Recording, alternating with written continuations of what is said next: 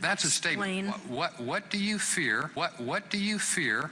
What do you fear? Adoption by governments. Brian, I think you should mention the Treasury.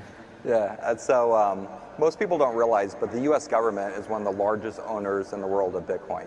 So when the Department of Justice, the FBI, confiscates Bitcoin, they've never sold any of that Bitcoin. And that accounts for about 1.5% of the world's Bitcoin. So about 6 months ago, we saw about $6 billion of Bitcoin move from the Department of Justice servers in San Francisco down to Anchorage, which is a qualified custodian. So we know they're using Anchorage to custody Bitcoin. We thought that was some of our stolen Mt. Gox Bitcoin that we have claims on. So that's why we dove into that to figure out what that was. But what that was, it was the Silk Road Bitcoin that they confiscated, that they moved. But you know, the U.S. Marshals, they always sell off their Bitcoin, but the FBI and the Department of Justice have never sold any of their Bitcoin.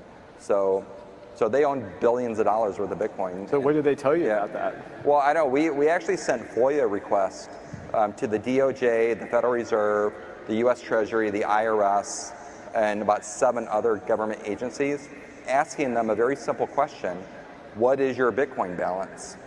You know, it seems like you should be able to answer that, right? And the answer that we got back was, your question is too broad. Can you please narrow the scope?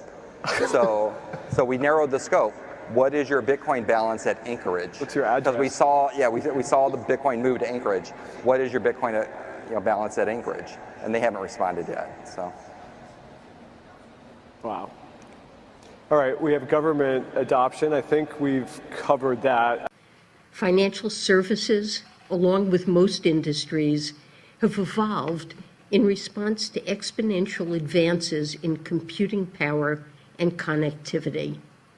Most recently, new technology has raised the possibility of reduced reliance on centralized intermediaries like banks and credit card companies. In 2008, a person or group of people using the pseudonym Satoshi Nakamoto proposed a decentralized peer-to-peer system for making and processing payments. A key challenge in digital payments is to prevent the same assets from being spent twice.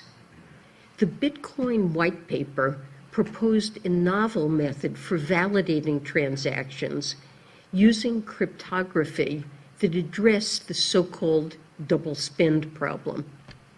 This and other innovations related to distributed ledger technology are the foundation for blockchain-based digital assets. You do not sell your Bitcoin. Thank you. Thank you.